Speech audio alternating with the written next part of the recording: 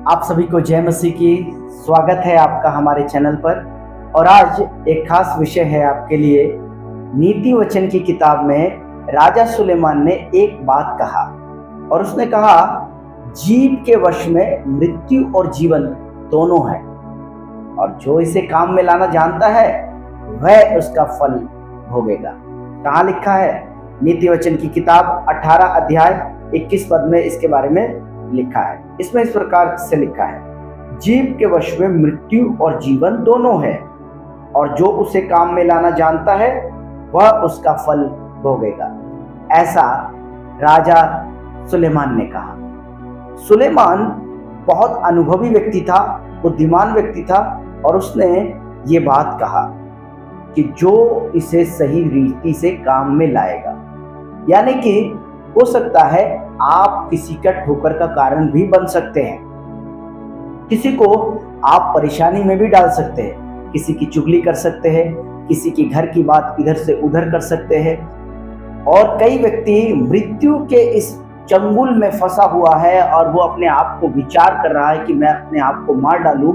उसी समय सही वचन, सही बातें यदि आप देते हैं तो उसे जीवन भी दे सकते हैं। तो परमेश्वर के वचन में जो ये कहा गया है, ये सटीक रूप से बिल्कुल सत्य है, और जो इसे काम में लाना जानता है वह उसका फल भोग। तो मैं क्या कहना चाहता हूं मेरे दोस्तों, मैं यही बताना चाहता हूं कि आप अपने जीव को यदि अच्छी तरीके से अच्छे कामों में इस्तेमाल करेंगे तो इसका अच्छा नतीजा आएगा, और अगर इसको हम गलत तरीके से इस्तेमाल करेंगे तो उसका गलत नतीजा भी हमारे जीवन में आएगा।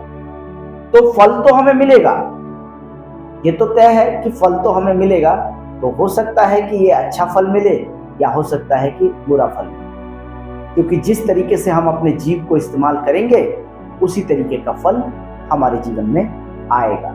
अगर हम नफरत बोएंगे तो नफरत ही काटेंगे, यदि हम चुगली बोएंगे तो चुगली ही हमको मिलेगा, यदि हम किसी को परेशान करेंगे तो परेशानी ही हमें मिलेगी। एक और जगह राजा सुलेमान ने कहा है, इसी का 21 पद में देखिए, जो अपने मुंह को वश में रखता है वह अपने प्राण को विपत्ति से बचाता है, विपत्ति से बचाता है। तो किस तरीके से हमें अपने मुंह को काम में लाना है, ये हमें जरूर सीखने की जरूरत है, और यदि हम इसे सही तरीके से काम में लाए तो निश्चय ही हमें अच्छा फल मिलेगा।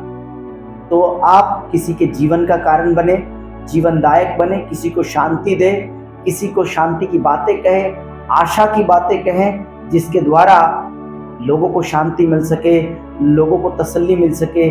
और अपने परिवार, इवन परिवार में भी आज ये बहुत जरूरी है, क्योंकि आज परिवार टूटता जा रहा है, क्योंकि लोग सहने के लिए तैयार नहीं है। एक दूसरे की कंप्लेन, एक दूसरे की प्रॉब्लम, वो मेरा साथ ऐसा प्रॉब्लम कर रहा है, वो मेरे साथ ऐसा प्रॉब्लम कर रहा है, तो गाली गलौज और तमाम बातें, ऐसी बातों को छोड़कर प्रेम मोहब्बत की बातें करें। अलग अलग तरीके से हम अपने शब्दों को सही तरीके से हम इस्तेमाल कर सकते हैं, और इसका रिजल्ट भी अच्छा ही आए। तो अपने जीव को सही तरीके से इस्तेमाल करें, जिससे कि हम परमेश्वर की आशीष को पा सकें। प्रभु आप सबको बहुत आशीष करे। जय मसीह की। God bless.